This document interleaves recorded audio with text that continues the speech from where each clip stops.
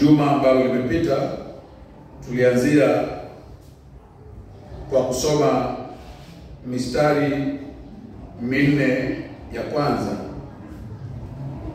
na ambayo tukuishughulikia. Tulisoma tu ili angalau kupata hisia za yale ambayo yanashughulikiwa kwenye sehemu hii. Lakini kila ambacho tulianza kusema ni kuwaonyesheni kwamba mwisho wa mlango wa 7 Mathayo amekamilisha sehemu muhimu sana ya muundo wa injili nzima yake. Tulisema kwamba injili ya Mathayo inapata au Mathayo anaelekeza mawazo yake kuhusu Kristo, kimsingi akitaka kutuwasilishia hoja kwamba Kristo aliyekataliwa na Wayahudi ndiye mfalme, ndiye Masihi. Yule mliyemkataa mkamsulubisha ndiye Masihi. Ndiyo hoja yake kubwa hiyo. Na yeye ni Masihi kwa sababu ndiye ambaye anatimiza unabii wote wa Agano la Kale uliotolewa kuhusu nabii au kuhusu Masihi atakavyokuwa. Sasa mara kwa mara, na tunaona kwenye mlango wa kwanza, mlango wa pili, mlango wa 3 hata wa 4 ya kwamba vitu vyote ambavyo Mathayo anavinukuu kuhusu maisha ya Bwana wetu Kristo anaharakisha kuongeza kwamba alifanya vitu vile ili kutimiza yaliyoandikwa. Alafu ananukuu mistari ya Agano la Kale. Ni lengo lake kubwa kutuonyesha kwamba Kristo ndiye mfalme wa Wayahudi, Masihi ambaye Bwana amempeleka.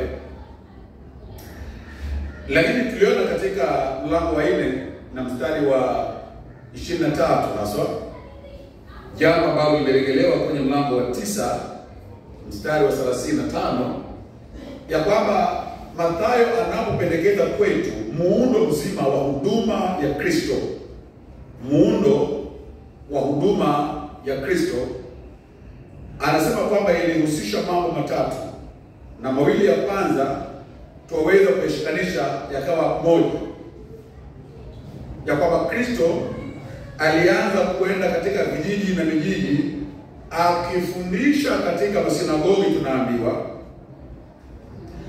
na kuhubiri au kutangaza habari njema za ufalme, huku akiwaponya wote waliolemewa na magonjwa. So mambo yale matatu: anafundisha, anatangaza, anaponya. 4:23 inasema hivyo. 9:35 pia inarudia hiyo. Sasa unakuta kwamba ukigawanya muundo ule katika sehemu mbili, maana sehemu ya kwanza inahusisha huduma yake ya maneno, anafunza, anatangaza. Sehemu ya pili inahusisha huduma yake ya matendo, anatekeleza matendo makuu. Sasa unaweza basi ukafanya muhtasari wa huduma ya Kristo kwa njia hii, ya kwamba alikuwa anatangaza ufalme kwamba umekuja, uko miongoni mwetu, alafu anafafanua ufalme katika fani na vipengele vyake mbalimbali, na baada ya kufanya hivyo anadhihirisha uweza wa ufalme katika huduma yake ya uponyaji. Okay? So anatangaza ufalme, anafafanua ufalme, alafu anadhihirisha uweza wa ufalme wake. Huu ndio muundo wa kitabu kizima cha Mathayo. Kwa sababu hiyo unakuta kwamba kitabu chenyewe kimepangwa katika sehemu hivyo. Sehemu fulani zinahusisha mahubiri na mafundisho ya Kristo, alafu sehemu hizo zinafuatiwa kwa haraka na orodha ya matendo makuu yake katika miujiza aliyofanya. Kisha tunarejea tena katika mahubiri na mafundisho, ikifuatwa na matendo ya miujiza, ili kuonyesha kwamba huyu mfalme wa Wayahudi, huyu Masihi wa Israeli ni mkuu wa maneno na ni mkuu wa matendo. He is a king, mighty in word and deed. Ni mfalme aliye mkuu katika usemi na ni mkuu katika utendaji. Sasa ndio tumeona kwenye sehemu ya kwanza ya mahubiri na mafundisho, mlango wa 5, mlango wa 6, mlango wa 7, Kristo pale anadhihirika kama mfalme aliye mkuu katika maneno, katika usemi. Anapeana ujumbe wa mlimani. The Sermon on the Mount reveals the great authoritative teaching of our Lord Christ. He's a prophet, mighty in word. He speaks with authority. Anaongea kwa mamlaka. Anaongea sio kama mfafanuaji tu wa sheria, bali kama mpeanaji wa sheria. Mulisikia wakiambiwa, sasa mimi nasema. Mamlaka yake yamepita mamlaka ya Mafarisayo na Masadukayo. Na katika mwisho wa mlango wa 7 tuliona kwamba watu wanaduazwa, wanashangazwa na usemi wake wenye mamlaka. Mstari wa 28 mlango wa 7. Alipomaliza Yesu kusema mambo haya, makutano wakashangazwa na mafundisho yake. Maana mafundisho yake yalikuwa na mamlaka, sio kama ya wale waandishi. So Kristo kama mfalme anaonekana katika mamlaka ya usemi wake, mamlaka ya mafundisho yake, mpaka yanashangaza watu. Sasa kuanzia mlango wa 8 na mlango wa 9, Kristo atadhihirisha mamlaka yake ya kifalme, sio tu katika maneno, bali katika matendo. Yeye ni mfalme sio kwa kusema tu, bali pia kwa kutenda. Ndio sababu tunaona hapo orodha ya miujiza 10, moja baada ya nyingine, moja baada ya nyingine. Kristo anafanya miujiza. Kwa hiyo sehemu ambayo tunashughulikia, mlango wa 8 na mlango wa 9, imekusudiwa na Mathayo kudhihirisha mamlaka makuu ya Kristo kama mfalme katika utekelezaji wa matendo makuu ya miujiza. Kisha baada ya hapo pakakuwa kuanzia mlango wa 10 maeneo mengine tena ya mafundisho na mahubiri. Alafu inafuatwa tena na miujiza. Kisha ukija tena mlango wa 13 mafundisho yake katika parables, zile semi, ambayo pia inafuatwa na matekelezo makuu ya miujiza. So unakuta mada ya Mathayo ni kumdhihirisha Kristo kwa namna hiyo. Yeye ndiye mfalme, yeye ndiye Masihi aliye mkuu katika maneno yake, katika usemi wake. Anaongea kwa mamlaka makubwa, lakini pia ni mfalme aliye mkuu katika matendo. Matendo yake makubwa yanadhihirisha ufalme na mamlaka yake. Sasa tulisoma mlango wa 8 mstari wa 1 hadi mstari wa 4, na ambapo pale tumeona muujiza wa kwanza wa kuponywa kwa huyu jamaa ambaye alikuwa na ukoma. Kesho tutasoma tena ili tuone muujiza wenyewe, japo bado leo hatutaangalia muujiza wenyewe, bado tunapeana mawazo ya jumla kuhusu miujiza. Lakini tusome hiyo muujiza wenyewe kama msingi. Yesu aliposhuka, mstari wa 1, kutoka mlimani, makutano makubwa ya watu wakamfuata. Mtu mmoja mwenye ukoma akaja na kupiga magoti mbele yake, akasema, Bwana, kama ukitaka unaweza kunitakasa. Yesu akanyosha mkono wake, mstari wa 3, akamgusa yule mtu, akamwambia, nataka, takasika. Mara yule mtu akatakasika ukoma wake. Kisha Yesu akamwambia, hakikisha umwambii mtu yeyote, lakini nenda ukajionyeshe kwa kuhani na utoe sadaka ile aliyoamuru Mose, ili iwe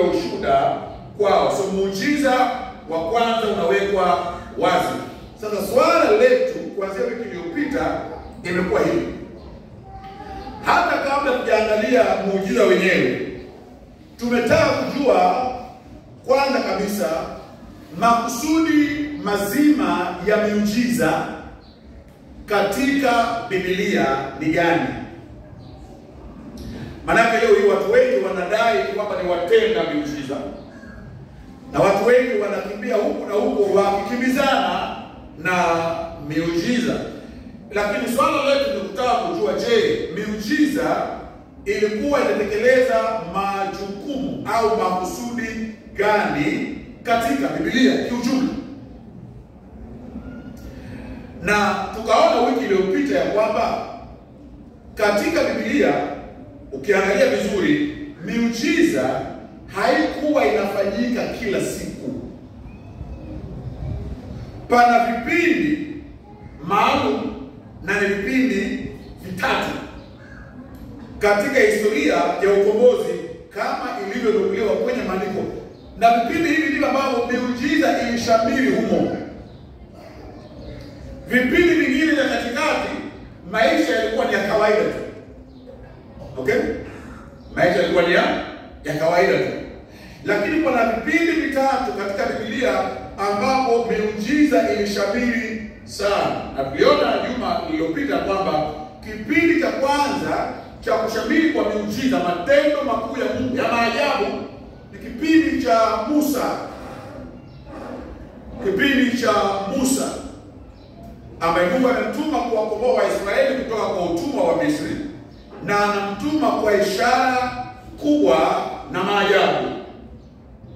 Na Musa amefanya miujiza mingi sana, mapigo 10 dhidi ya Farao na watu wake wakiwa jangwani, au kufunguliwa kwa bahari ya Shamu jangwani, miujiza ya vyakula na aina nyingi za miujiza. So maisha ya Musa na huduma yake inakuwa na miujiza mikubwa. Lakini baada ya hapo maisha ya watu wa Mungu yanaelekea katika ukawaida, yani wanaishi kama kawaida, hakuna miujiza ya kila siku. Sasa sisemi kwamba miujiza iliondoka kabisa, lakini nasema kwamba ilikuwa nadra sana, sio? Mpaka vipindi vya Elia na Elisha ambao ndio manabii watangulizi. Na ukiangalia maisha ya Elia na Elisha, miujiza juu ya miujiza juu ya miujiza juu ya miujiza. Alafu baada ya hapo kisha maisha yanarejea mambo ya kawaida. Unakuta wale manabii wengine kama kina Isaya na Yeremia hapa yashamiri sana miujiza mingi. Lakini katika mwanzo wa vipindi vya manabii kama inavyoonekana katika maisha ya Elia na Elisha, panashamiri miujiza mikubwa. Alafu baada ya hapo panakuwa na utulivu tena, mambo yanarejea kawaida, mpaka tena vipindi vya Kristo kuja na mitume waliomfuata, kisha miujiza inakuja kwa wingi sana. Sasa inaonekana hapo wazi kwamba Mungu anatekeleza malengo fulani kwa kutumia milipuko hii ya miujiza. Miujiza haikukusudiwa kimsingi kuwa jambo tu la kutosheleza mahitaji ya watu, ijapokuwa miujiza ilitosheleza mahitaji ya watu, lakini hilo halikuwa lengo lake kubwa.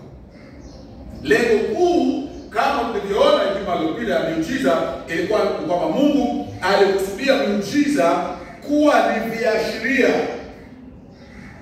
vya vipindi fulani muhimu katika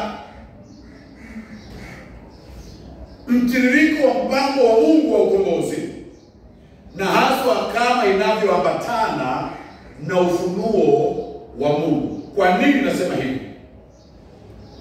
Ni Musa ndiye anatumika kuleta Torati. Tunajua hilo sote sio? Torati inakuja ikiungwa mkono kwa ishara na maajabu. Maana Mungu anatuma ujumbe kwa watu, ya kwamba huyu Musa nimemtuma kwa maneno maalum mapya kutoka kwangu, msikilizeni huyu, ni chombo changu maalum cha ufunuo. Ni sababu Mungu anaambia Musa kwamba nenda, na wakikataa kusikia sauti yako, watasikia sauti za miujiza unayofanya. Hasa miujiza inakusudiwa kuwa alama ya Mungu juu ya chombo fulani cha ufunuo. Huyu Bwana anaongea maneno ya moja kwa moja kutoka kinywani mwa Mungu kuja kwetu. Ili kuthibitisha hilo, Mungu anamtia muhuri kwa ishara na maajabu. Ndio maana ujio wa Torati unaambatana na ishara, maajabu na miujiza. Kisha kipindi cha pili ambacho miujiza na tabiri ni kipindi cha manabii, hasa tukiona katika Elia na Elisha. Jambo kuu pale bado ni gani? Kwamba kwa mara nyingine tena Mungu anaongea na watu kwa njia ya moja kwa moja, kuyaleta maneno mapya yatakayoongezwa juu ya Torati. Na tunaweza tukajua kwamba hawa jamaa wanaleta maneno haya mapya kwa sababu Mungu anawathibitisha kwa ishara na maajabu na miujiza. So manabii wanaandika, alafu ndio pana ukimya tena. Mara ya tatu anakuja Kristo na mitume. Kupitia Kristo na mitume ndio tumepata agano jipya, sio? Sasa tunakuta kwamba miujiza inaambatanishwa na ujio wa vipindi maalum vya ufunuo ambavyo vinapelekea kukamilishwa kwa maandiko matakatifu.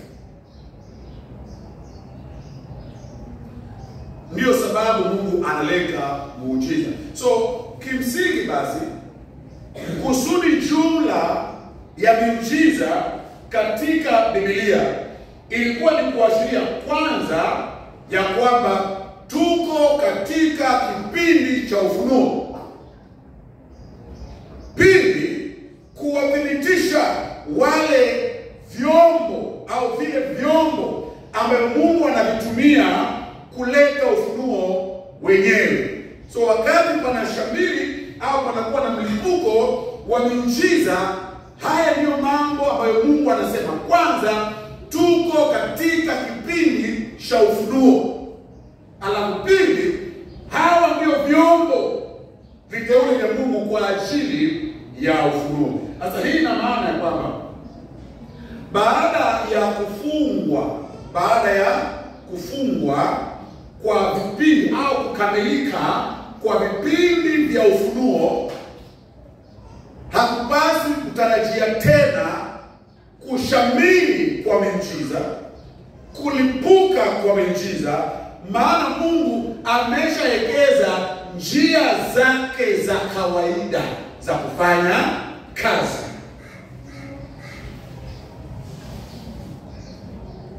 Sisi tunaamini kwamba katika vitabu 66 vya Agano la Kale na Agano Jipya, sauti kamilifu ya Mungu imeshakuja kwetu. Mungu haongei nasi mambo mapya leo. Hapana. Kila kitu anachotaka kutuambia Mungu kinafanyika wapi? Kinapatikana huko, sio? Mimi naongea na wewe saa hizi, sina maneno mapya ya kukuletea wewe kutoka kwa Mungu. Sina. Na kama unakuja huku kutarajia kwamba pengine pasta ataniambia jambo jipya kutoka kwa Mungu, sina. Kazi yangu ni kuyaangalia yale ambayo tayari yashalekwa, tayari yashafunuliwa, yamo huku ndani. Alafu kazi yangu ni kuwafafanulia, hii maana yake ni na hii maana yake ni. Hiyo ndio kazi yangu. So hakuna siku utakuja hapa nikuambia kwamba nimelala jana usiku Bwana akanena na mimi akaniambia kwamba maana kama nitafanya hivyo utaniuliza, utajuaje kwamba Bwana amekuongelesha alafu mimi nifanye muujiza sio? Si kazi yangu hiyo. Maana kila kitu anataka Mungu kutuambia kiko tayari hapa. I am not an agent of revelation. Mimi si chombo cha ufunuo. Sihitaji Mungu kunithibitisha mimi kwa miujiza. Maana mimi si chombo hicho. Mimi ni mchanganuzi tu na mfafanuzi tu wa ufunuo ambao tayari umeshakuja. Sasa huo ndio muhtasari wa yale ambayo tunazungumza juma ambalo limepita. Na niliwapatia maandiko nafikiri ya kutosha. Kusudi la jumla ya miujiza katika Biblia kwanza ni kuashiria kusema kwamba tuko katika kipindi cha mafunuo. Pili, kuwathibitisha wale ambao Mungu anawatumia kuleta ufunuo wenyewe. Okay? Ndio maana na makusudi ya jumla ya miujiza. Sasa baada ya kufanya hivyo, nataka tuje kwa mambo ya karibu zaidi. Sasa tuangalie makusudi ya miujiza na ishara na maajabu, sio kiujumla kama tulivyoangalia juma ambalo limepita, ila tuangalie makusudi ya miujiza hususan katika maisha ya Bwana wetu Yesu Kristo. Maana Mungu alimtuma kwa miujiza mikubwa, na kuna vitu ambavyo Mungu alikuwa anaviashiria kuhusu Kristo kwa kutekeleza miujiza hiyo. Maana miujiza kama tulivyosema last week imelengwa kutuambia kwamba huyu ni mjumbe kutoka kwa Mungu. So kama Yesu basi anafanya miujiza, lazima miujiza hiyo iwe inatuambia kitu kumhusu yeye. Sasa nataka tukaangalie mambo matatu ambayo miujiza katika maisha ya Kristo inaashiria moja kwa moja kumhusu Kristo, alafu baadaye tutaangalia mambo mengine matatu ambayo miujiza inaashiria katika maisha ya Kristo kutuhusu sisi. So mambo 6 tawaonyesha asubuhi leo. Kama naandika tafadhali andika. Nimesema kifungu chenyewe tutaangalia kuanzia wiki ijayo, lakini lazima tuangalie kwa ujumla na kwa ufinyu. Hii miujiza malengo yake ni yapi? So kwanza kabisa, wakati Yesu anamponya huyu bwana mwenye ukoma kwa mfano ambao tumemsoma hapa, na baadaye ataponya mjakazi wa yule akida wa Kirumi, na baadaye ataponya mama yake Petero, na afanye hii miujiza 10 ambayo tunaiona kwenye mlango wa 8 na mlango wa 9. Hii miujiza imelengwa kufanya nini au kutekeleza mambo ya. Jambo la kwanza basi, miujiza katika maisha ya Kristo ilikusudiwa na Mungu kuvuta umakinifu wake kwa kujiuliza swali, huyu ni nani? Miujiza katika maisha ya Kristo ilikusudiwa kwanza kuibua swali, alafu kujibu swali. Na swali lenyewe ni hili: huyu ni nani? Sasa bado tukiwa kwenye mlango ule wa 8, kama ukwali pamoja nami, mlango wa 8, katika ule muujiza wa kutulizwa kwa dhoruba ya bahari, nadhani uko pale. Yesu anatuliza dhoruba ya baharini, wakati wanafunzi wake wanaona kana kwamba watazama, kisha anasimama, mstari wa 26, anakemea mawimbi na upepo, alafu pakawa na kimya kikuu.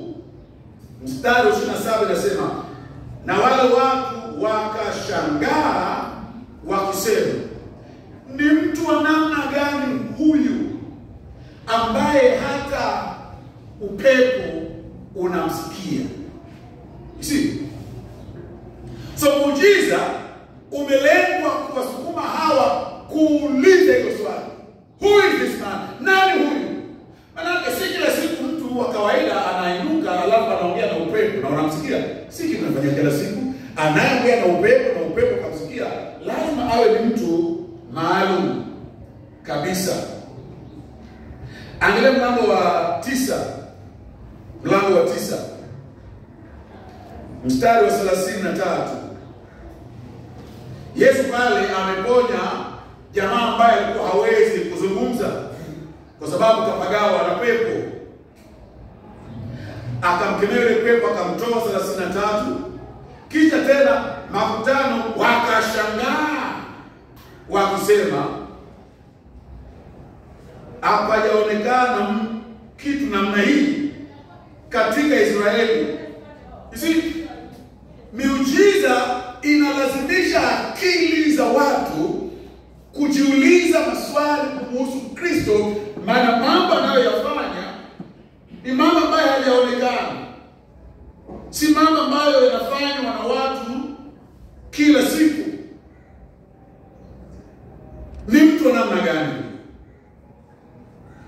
Sasa miujiza katika maisha ya Kristo ilikusudiwa kuibua maswali ya namna hii. Who is this? Ni nani huyu? Hata sikiza mimi ambao naongea na wewe hapa, sihitaji watu wajiulize swali kunihusu. Ukea sura yako. Mimi. So ukijua mimi nani, so what? Unapata nini faida? Hakuna. The less you know of me the better. Jinsi unajua machache kunihusu ndio bora zaidi. Maana kunijua mimi hakusaidii chochote. So wewe kuna kila mara ukijiuliza, ni mtu namna gani huyu? Hakusaidii. Hata tabu inakuwa hiyo, maana miujiza malengo na makusudi yake ni kuelekeza umakinifu kwa mtu. Miracles are intended to draw attention to the person performing them. Now, as a preacher of the gospel, it is not my task to draw attention to myself. So I don't need to do those miracles, you see. Because if I begin to do them, you have to say, who is this man? That cannot help you at all. Exactly. Lakini kwa Kristo, swali hilo, huyu ni nani? Ni swali zito. Na ni swali ambalo limeketi kwenye kitovu cha wokovu wenyewe. Maana Yesu mwenyewe anazungumza kwenye Yohana 17:3 akisema, na huu ndio uzima wa milele, wakakujue wewe Mungu wa kweli na Kristo Yesu mwanao uliyempeleka. Usipomjua Yesu nani, huwezi kuokoka. Hauna uzima wa milele. So uzima wa milele unapatikana katika kumjua. Na miujiza hii inatulazimisha kuuliza swali litakalo tupelekea sisi kumjua huyu ni nani. Lakini miujiza haikukusudiwa kuibua swali tu, pia ilikusudiwa kujibu hilo swali. Yohana mlango wa 20. Yohana Injili mlango wa 20. Na mstari wa 30 na 31. Na pale tunaonyeshwa moja kwa moja sababu na malengo na makusudi ya miujiza katika maisha ya Kristo Yesu. Tunaambiwa pale kwamba Yesu alifanya ishara zingine nyingi mbele za wanafunzi ambazo hazikuandikwa kwenye kitabu hiki. So kile Yohana anasema hapa ni kwamba hata ile miujiza ambayo tunasoma kwenye Biblia si zote Yesu alifanya, kuna zingine nyingi sana ambazo alifanya. In fact, wachanganuzi wa Biblia wanasema kwamba kwenye vitabu vile vya Injili miujiza ya Kristo ni takriban, ikitegemea na hesabu vipi, kati ya 37 na 42. Okay? Between 37 and 42 miracles. John anatuambia kwamba Yesu alifanya miujiza mingi zaidi kupita hapo. Lakini anasema 31, hizi ambazo zimenukuliwa hapa zimenukuliwa ili mkaamini kwamba Yesu ndiye Kristo, mwana wa Mungu. See? So miujiza inalazimisha swali, huyu ni nani? Alafu miujiza inajibu swali, yeye ndiye Masihi, mwana wa Mungu. Mbona swali hilo ni muhimu sana? Kwa sababu Yohana anasema, lakini hizi zimenukuliwa ili mkaamini kwamba Yesu ndiye Kristo, mwana wa Mungu, na kwa kuamini hivyo mpate uzima katika jina lake. So tunahitaji uzima. Uzima unapatikana katika jina. Lakini uzima upatikani katika jina la mtu yeyote yule. Taja jina la malaika, halileti uzima. Taja jina la mwanadamu, halileti uzima. Uzima unapatikana katika jina la Bwana. Maandiko yanasema jina la Bwana ni ngome imara, wenye haki kimbilia pale wakapata usalama. Ni Bwana Mungu ndio jina lake linaokoa, linaleta usalama. Katika miujiza ya Kristo tunalazimika kuuliza swali, huyu ni nani? Alafu napewa jawabu, huyu ndiye Masihi, ndiye mwana wa Mungu, au kwa maneno mengine ndiye Mungu mwana. Mungu Mwenyezi alifanywa kuwa mwili. So miujiza hii kuhusu Kristo ilikuwa inaashiria mamlaka aliyo nayo, ya kwamba ni mamlaka inayopita ya kibinadamu. Anaongea kwa mamlaka ya Mungu mwenyewe. Na ni muhimu kuamini hivyo kwamba Yesu ni Mungu. Maana Mwokozi wako kama si Mungu hawezi akawa na uwezo wa kukuokoa. So miujiza katika maisha ya Kristo ilikusudiwa kuibua na kujibu swali, Yesu ni nani? Na jawabu ni kwamba yeye ni Mungu. Sasa unakuta miujiza anayofanya Kristo, ukichunguza vizuri, zinaonyesha mamlaka yake katika fani mbalimbali. Ana mamlaka juu ya magonjwa. Ana mamlaka juu ya asili, nature. Anaongea na upepo unatulia. Anaongea na samaki walio baharini, njooni huku mwingie kwenye wavu, na wanakuja. Mwanadamu gani anafanya haya? Ni mambo ambayo Mungu tu anaweza kufanya. So miujiza hii inatuelekeza katika uungu wake, katika jinsi alivyo. Ndiyo, ni kweli ya kwamba miujiza inatosheleza mahitaji ya watu, lakini kutosheleza mahitaji ya watu ni lengo la ziada. Ili neno la Kiingereza secondary goal. Meeting the human need was secondary. What was primary was to ask and answer the question, who is this man? Na kama nilivyosema, kujua Yesu ni nani, kujibu hilo swali kwa njia ya sawa, ni muhimu sana katika mchakato mzima wa wokovu. Na hii ndio sababu ukiangalia kwenye Mathayo mlango wa 16, turejea pale kidogo, Mathayo 16. Pana jambo ambalo linafanyika hapa la kushangaza. Kuanzia 8 miujiza inakuwa mingi sana, mara 10 hapa, 5 pale, kadhaa pale.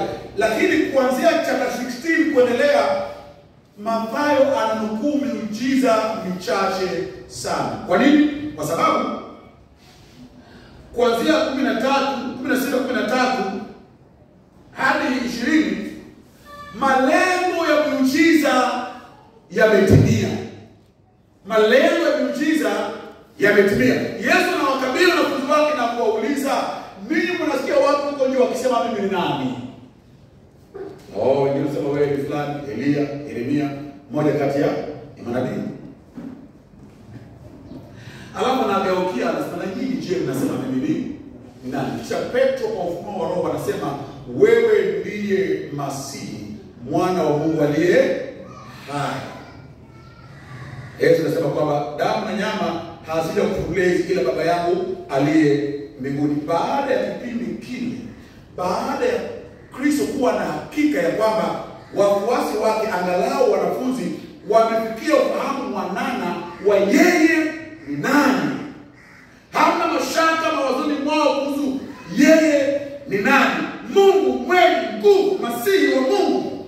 Sasa tunaambiwa mtazamo wa huduma yake unabadilika kabisa. Mstari wa 21 inasema kuanzia wakati huo. Wakati gani? Wakati Petro amezungumza hivi, wewe ndiwe mwana wa Mungu Masihi. They got it. Who is he? The question is answered in their mind. Swali hilo Yesu nani limejibiwa katika akili zao. Kuanzia wakati huo Yesu anaanza kuwaonyesha wanafunzi wake ya kwamba lazima aende Yerusalemu na ateseke mambo mengi mikononi mwa wazee na makuhani na waandishi, na auawe na siku ya tatu akafufuke. Sikiza. Ikiwa Yesu anakwenda msalabani kufanya yote atakayofanya, wala watu hawajui yeye ni nani, uzito wa kazi atakayofanya haitaweza kuonekana. Watu wangemuona tu kama ni mtu wa kawaida ambaye amekuja akateswa, akaumizwa na akauawa na Warumi. Na kuuawa na Warumi haikuwa jambo geni, ni Warumi walisuluhisha watu wengi tu. Lakini Yesu alitaka hao wafahamu ya kwamba huyu ambaye anakwenda kusulubiwa, anakwenda kuteswa, ni mwanadamu ndio, lakini zaidi ya mwanadamu. Mungu mwenyewe ameshuka kuchukua nafasi ya watu wake katika adhabu, ili kwamba Paulo sasa ataweza kusema kwenye Matendo 20 aya ndogo 28 ya kwamba kanisa la Kristo limenunuliwa kwa damu ya Mungu. Yule aliyekufa msalabani ni Mungu aliyekuja katika mwili. Na wakati wanafunzi wameshajibu hilo swali vizuri, mimi ni nani, Yesu sasa yuko tayari kwenda msalabani. Na hii ni muhimu kwa sababu mara nyingine tuna compromise katika hili. Tunaongea kuhusu kifo cha Yesu, sawa, ufufuo wake, sawa, tuamini katika hilo, sawa. Lakini sikia, ni muhimu kuwaeleza watu huyu Yesu aliyekufa akafuka ni nani. Ni mtu asikudanganye kwamba unaweza ukaongea na Muislamu leo na ukauficha uungu wa Kristo kwake. Maana ikiwa mtu anamwamini Kristo ambaye hakuwa Mungu kamili, ameamini Kristo potofu, you see? Na hili sababu swala hili ni muhimu sana. Yesu ni nani? Na miujiza hii ilikuwa inaashiria kujibu swali hilo. Yeye ni Mungu aliyekuja katika mwili kwa ajili ya wokovu wa watu wake. Mara nyingi Yesu anaambia Wafarisayo, hata kama hamuniamini mimi, simwamini katika kazi ninazofanya. Maana kazi hizo zinashuhudia kwamba madai ninayoyatoa kunihusu ni ya kweli. Kama nikisema mimi ni Mungu, ona ninayoyafanya.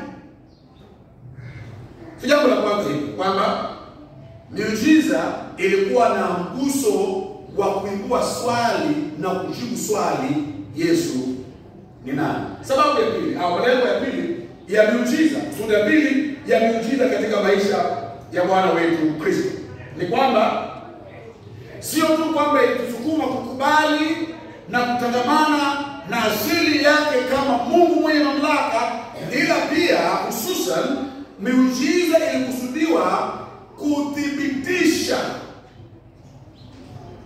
kurasimisha, kuweka wazi hitima zake kama Masihi. Sasa hii karibu inafanana na ile ya kwanza, lakini pana tofauti kidogo. Ya kwanza inaashiria yeye ni nani, jibu yeye ni Mungu. Hii ya pili inaashiria ni afisi gani anakuja akiwa amebeba. Na je, anazo hitima za afisi hiyo, the miracles credentials. They establish him as the one who occupies the office of Messiah.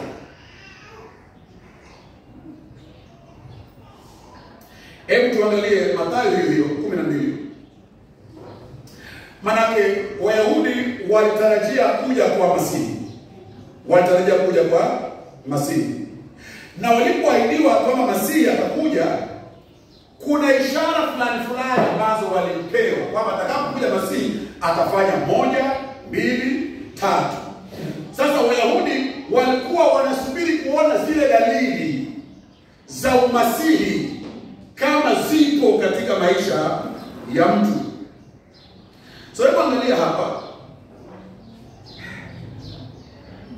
Mathayo 11:12. Mathayo 11. Hapa Yohana Mbatizaji ameshafanya kazi yake ya kumtanguliza Kristo, ameshikwa, ametiwa jela. Kwa kutiwa jela, pengine alidhani kwamba Yesu ataenda kumuokoa kule sio. Na haoni Yesu akiingia kumuokoa. Sasa anaingia wasiwasi. So mstari wa 2 anasema kwamba na Yohana alisikia kutoka gerezani matendo aliyokuwa akiyafanya Kristo. Kisha akawatuma wanafunzi wake kwenda kumuuliza, je, wewe ndiye yule aliyepaswa kuja au tusubiri mwingine? So Yohana gerezani anasikia Yesu anafanya miujiza mikubwa na akili inasema, je, wewe ndiye yule au tusubiri mwingine? Alafu Yesu anamjibu vipi? Verse 4. Mstari wa 4. Yesu akajibu akamwambia, nenda ukamweleze Yohana yale mnayoyasikia na kuyaona.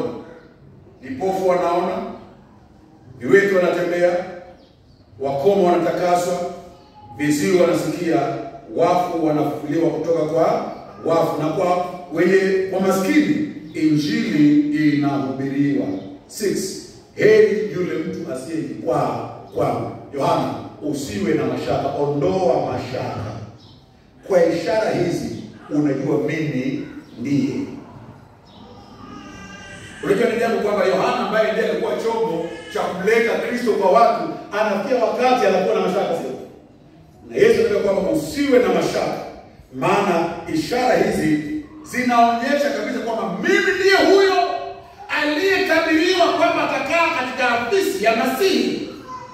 So watu walipoona ishara na miujiza katika maisha ya Kristo, ilivuta umakinifu wao katika ukweli kwamba ndio huyu ni Mungu, na ni Mungu ambaye ameshuka katika afisi ya Masihi. Masihi wa Mungu. Mathayo 12:28. Yesu pale amefanya miujiza na watu wana tapatapa kujaribu kuelewa maana ya miujiza yenyewe. Wakasema, huyu anatoa mapepo kwa nguvu za Beelzebuli na mambo kama hayo. Kisha Yesu anasema hivi,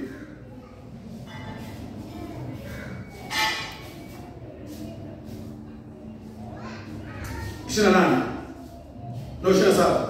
Anasema, ikiwa mimi natoa pepo kwa mkono wa Beelzebuli, je, na wana wenu wanafanya kwa mikono ya nani? 28. Lakini ikiwa mimi natoa pepo kwa Roho wa Mungu, basi ufalme wa Mungu umekuja miongoni mwenu. So miujiza katika maisha ya Kristo inaashiria kwamba mfalme aliyetarajiwa ndiyo huyo amefika. Anadhihirisha nguvu za ufalme. Ufalme wa giza unatetemeka na kuporomoka mbele zake. So miujiza hii inaashiria ukweli kwamba amekuja katika afisi ya Masihi. Watu walipoona miujiza walilazimika kutambua ya kwamba huyu ndiye Masihi. Na Petero ameshazungumza yale katika mlango 16 kama tulivyoona. Hebu twende haraka kidogo, maana tunataka kumaliza swala hili leo, siende mbali zaidi. Jambo la tatu ni kwamba miujiza katika maisha ya Kristo sio tu kwamba iliashiria yeye kwamba ni Mungu amekuja katika afisi na mamlaka ya Masihi, lakini pia miujiza ilikuwa inaashiria huruma, kujali kwa Bwana wetu Kristo. Yeye ni mfalme, Masihi ni Mungu mwenye nguvu, na miujiza hiyo inaashiria nguvu zake, powerful, lakini miujiza yake pia inaashiria huruma zake. Sasa hizi ni tabia mbili ambazo saa zingine ni nadra kuzipata katika mtu sio. Sasa natumia mfano manake ndio jambo ambalo liko sasa. Huyu bwana ambaye amefariki, mzee ambaye amefariki, kuna vitu ambavyo tunazungumza kwake leo hii vya ndani. Marafiki zake wanazungumzia wandani wake wa kisiasa. Na inajulikana kwamba huyu bwana kwamba alikuwa ni mtu karimu sana. Ni mtu mpole sana. Lakini kabla ya leo huko nyuma watu wamemjua vipi? Jamaa wa maandamano huyu. Jamaa wa mapinduzi huyu. So kuna mambo kama haya. Ni kwa sababu watu wanapata shida kuunganisha tabia hizi mbili. Mtu mwenye nguvu nyingi sana haonekani kama anaweza kuwa na huruma. People don't think that a very powerful man can have a softer side to them. Now, hapa tunaona kwamba Kristo kwa miujiza anadhihirisha uwezo wake mkubwa, mamlaka yake makubwa, lakini pia anadhihirisha huruma zake nyingi. Na huruma zake nyingi zinaonekana katika kifungu ambacho tumekisoma na sehemu yote nzima. Hebu angalia kwa mfano kwenye mstari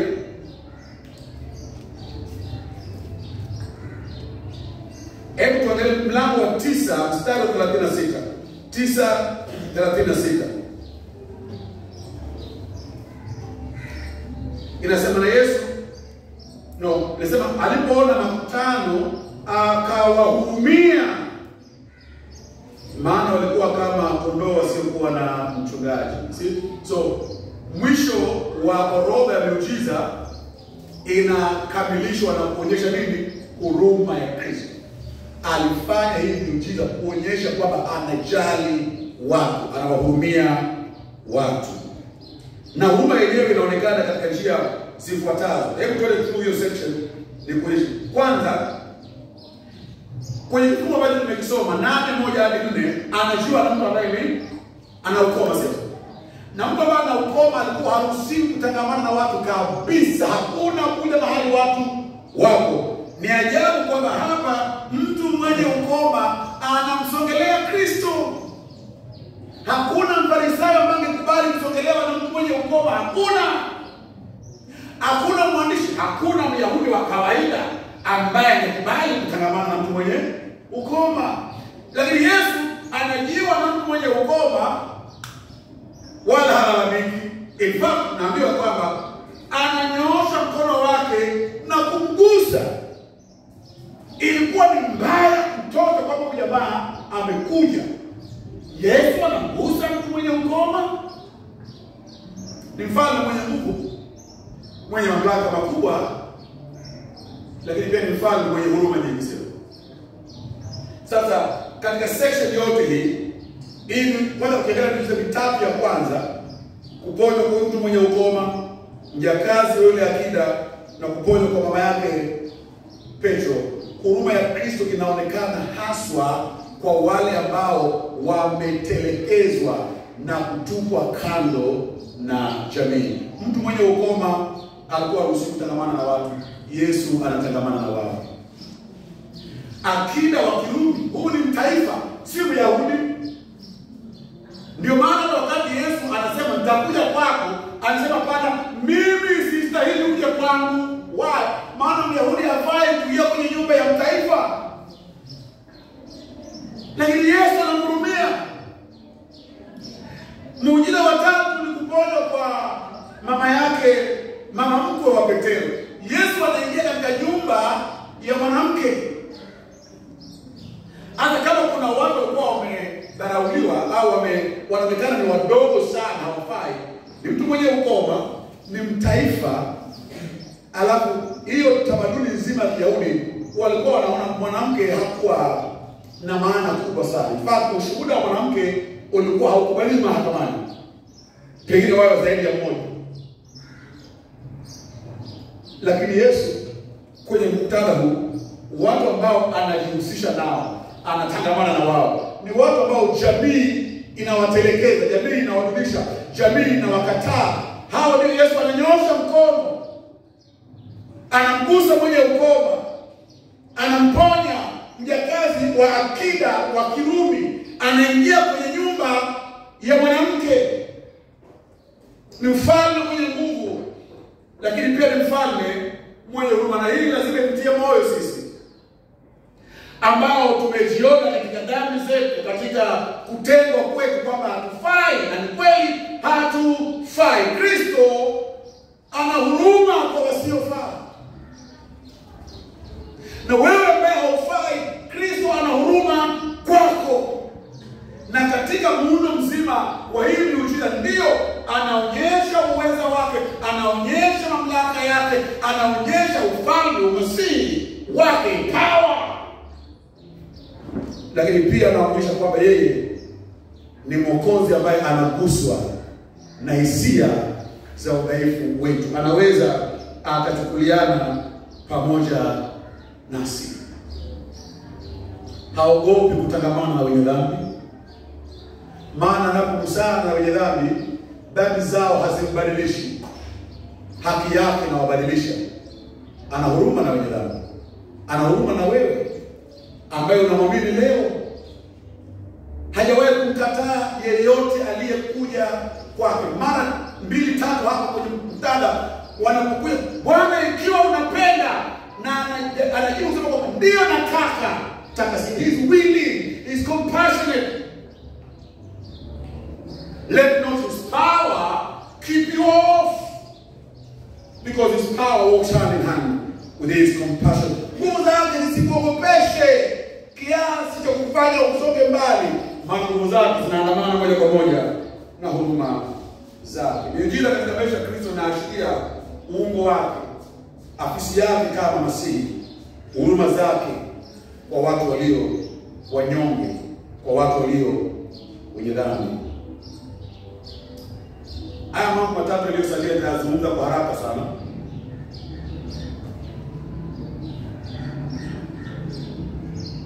Miujiza ya Kristo inatuelekeza kuhusu mambo haya kuhusu, na anapofanya mambo haya Kristo pia anatuelekeza katika miujiza yake kwa mambo fulani yanayotuhusu sisi. Kwanza kabisa, miujiza ya Kristo katika muktadha wake imekusudiwa kuotesha kidole katika hali duni, ngumu ya kutojiweza kwa mwanadamu. Miujiza ya Kristo katika muktadha wa mateso ya wanadamu ililengwa na Mungu kutukumbusha na kutuashiria kuhusu hali yetu sisi.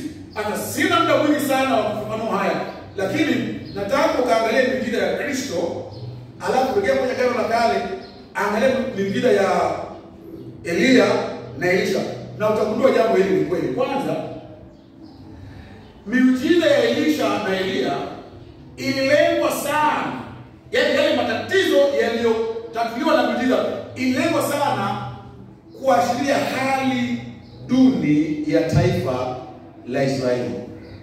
Maana miujiza mingi ya Elia na Elisha ilikuwa ni kulisha watu walio na njaa, kuondoa ukame, kufungua macho ya vipofu, kufufua waliokufa. Haya mambo utakaza wenye ukoma, haya mambo tunayakuta tena katika miujiza nani ya Kristo. Analisha watu walio na njaa, hawana chakula. Anaponya watu waliopooza, wasiojiweza. Anafungua macho ya vipofu, masikio ya viziwi. Anafufua waliokufa. Anatakasa wenye ukoma. Ni jambo gani hapa la kufanana? Hali hizi zinaashiria hali duni ya mwanadamu.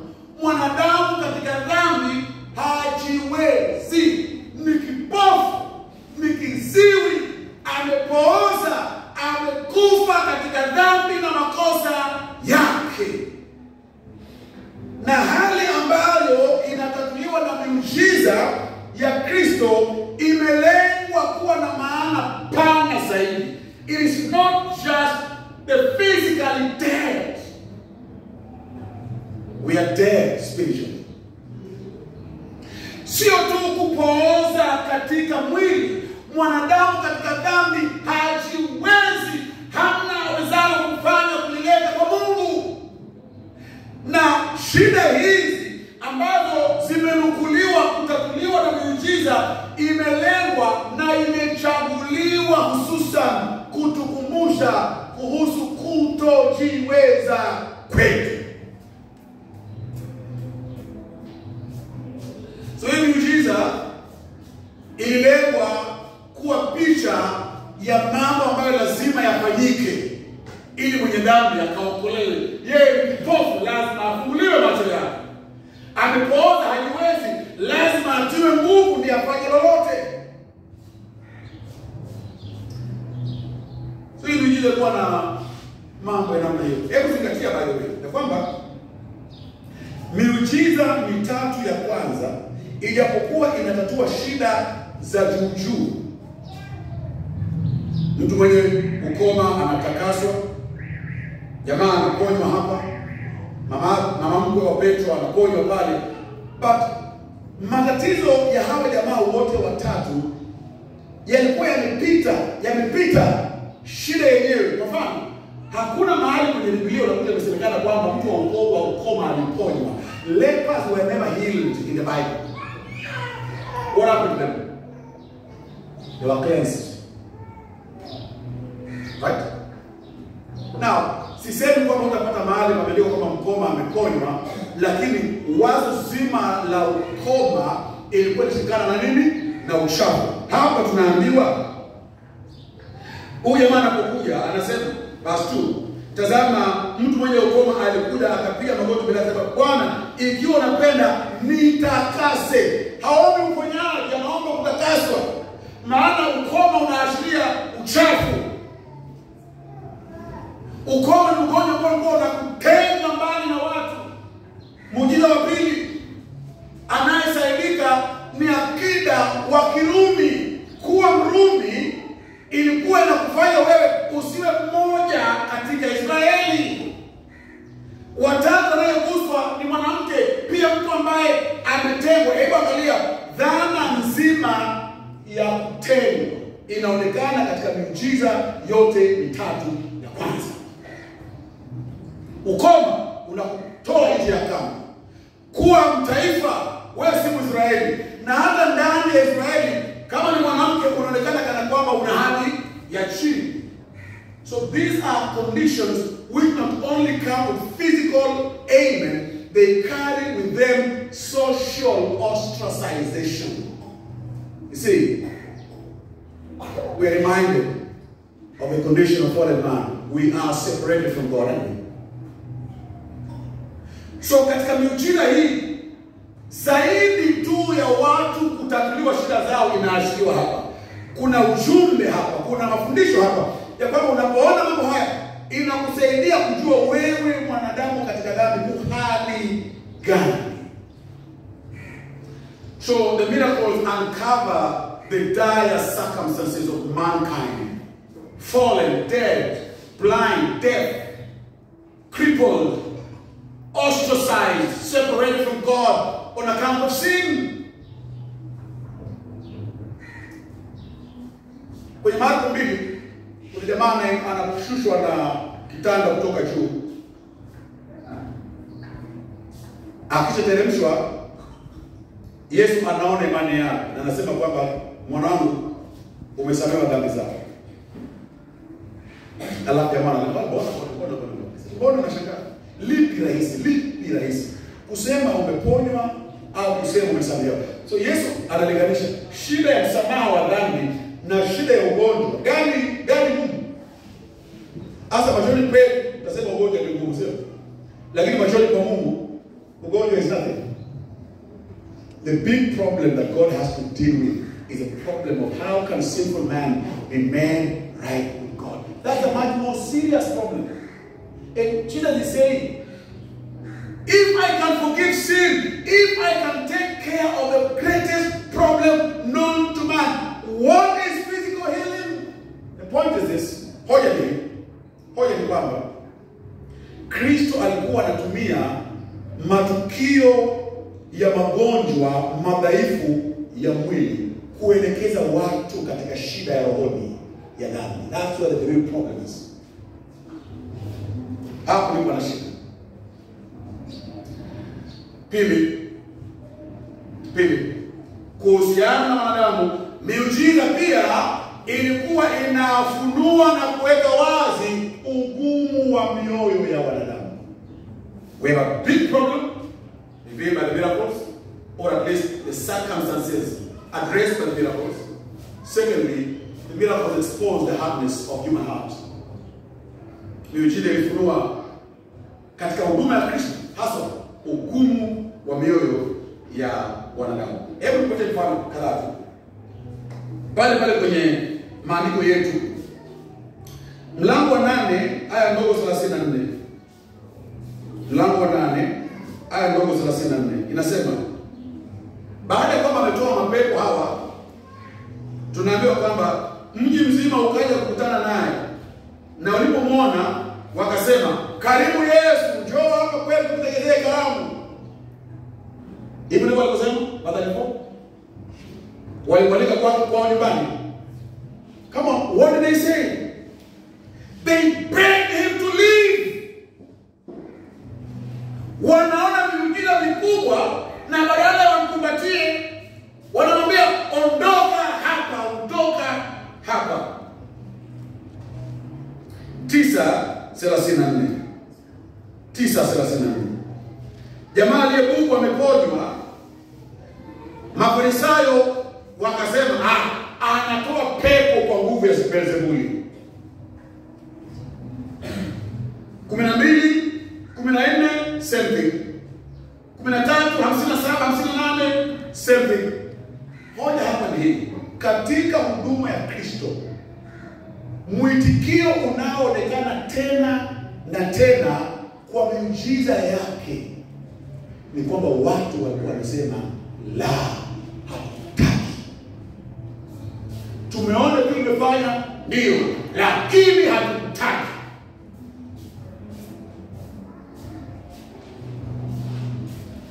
So the miracles exposed the hardness of the human heart. Moyo wa mwanadamu ni mgumu. Tafadhali sikia, mtu asikudanganye kwamba leo mwenye dhambi akiona kipofu kaona ndiye ataokoka.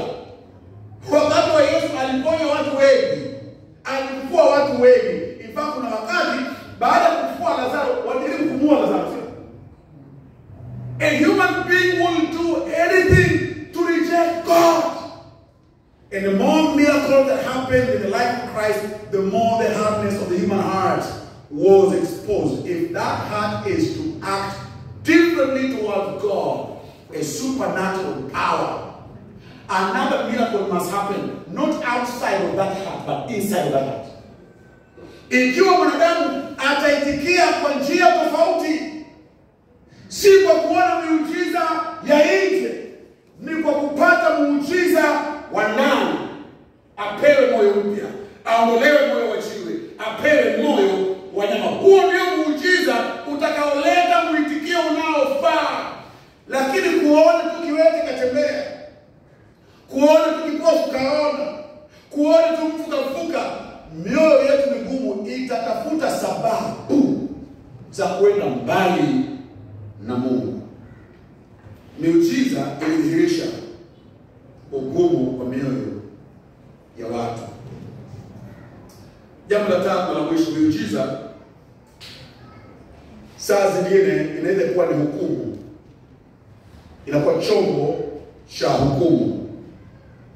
Miujiza inaweza kuwa chombo cha hukumu. So wakati fulani Yesu anaongea na analaani miji fulani ambayo ndani yao miujiza mingi sana ilifanyika. Korazon, Bethsaida, Kapernaum, na anawaambia kusema kwamba hii miujiza iliyofanywa kati yenu ninyi watu, kama ingefanywa kwa Sodoma na Gomora, wangetubu kwa magunia na majivu. So Yesu alitumia miujiza kama hukumu kwa Wayahudi, sio? Maana anapozidi kufanya miujiza ndio yao inazidi kuwa migumu. Tuliona hii kwa Farao. Farao ameona miujiza 10 mpaka mwisho akasema kwamba sawa, ondokeni. Na baada ya kuondoka akaanza kuwatumiza. Mwishowe anaambulia katika hukumu. So unakuta kwamba miujiza katika maisha ya Kristo ilitekeleza makusudi makubwa, hebu tuyaite ya kitheolojia, kupita tu nilikuwa mgonjwa nimepona. Hapana, zilitufunza kwamba yeye ni nani? Mungu Masihi mwenye huruma. Lakini pia miujiza au zile hali zilizolengwa na miujiza ile ilionyesha watu na tuonyesha hali yetu kama wenye dhambi ni hali mbaya. Roho zetu sisi ni ngumu na hukumu inatutisha. Sasa katika hali kama hii, msaada wetu uko wapi? Nataka tuishie pale. Msaada wetu katika hili ya kwamba yale ambayo ni ya kweli kuhusu Kristo, Mungu aliyekuja kama mwanadamu, Masihi anayekaa katika afisi ya mfalme wa Israeli, mwenye huruma na neema, hatuwezi tukamuona katika hali hiyo kama alivyo mpaka muujiza mwingine umefanyika ndani ya mioyo yetu, mpaka mtu amezaliwa mara ya pili. So kama kuna muujiza ambao tunafaa kutafuta na kuombea na kuutumia, sio hii ya juu. Maana hizi za juu zilikuwa zinaashiria mambo makubwa ya ndani. Muujiza tunaofaa kutafuta ni ule muujiza wa kufanywa kuwa viumbe vipya, kuzaliwa mara ya pili, kutakaswa ukoma wetu wa roho. Na hiyo ni kazi ambayo Mungu peke yake anaweza akaifanya. So kulikuwa na miujiza imenukuliwa na ilikuwa na maana na makusudi yao, lakini sisi lazima tuelewe miujiza hii katika muktadha huo. Hivyo wewe ambaye uko hapa na umeshaokoka, unajua kwamba umepata muujiza mkuu kuliko miujiza yote. Na moyo mpya, nia mpya. Macho yako yalikuwa yaoni, sasa yanaona. Umeona Kristo, umeona dhambi zako. Asa muujiza gani mwingine ambao wewe unatafuta? Pengine uko hapa na wewe bado ukali kutumizana na miujiza. Leo hapa kwa Ezekiel, kesho kwa yule mwingine. Uko muujiza unaohitaji.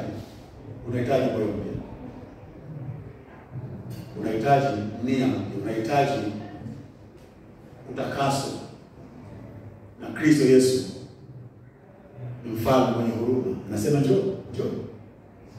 Yeye anayekuja kwake hata mwacha kama unaweza ukatakaswa ukoma wako wa dhambi. Unaweza ukapata msamaha. Maana miujiza hii iliashiriwa kuonyesha mamlaka ya Kristo juu ya tatizo kubwa ambayo shida hizi zilikuwa zinaashiria. Acha mawazo yako yakapite shida zenyewe. Fikia katika yale ambayo yalikuwa yanaashiriwa na shida hizo. Maana hiyo ndio shida yako. Kristo yuradhi kutatua shida hii kwa wale wanaoamini. Tuamini, tuombe. Mfalme wa majeshi,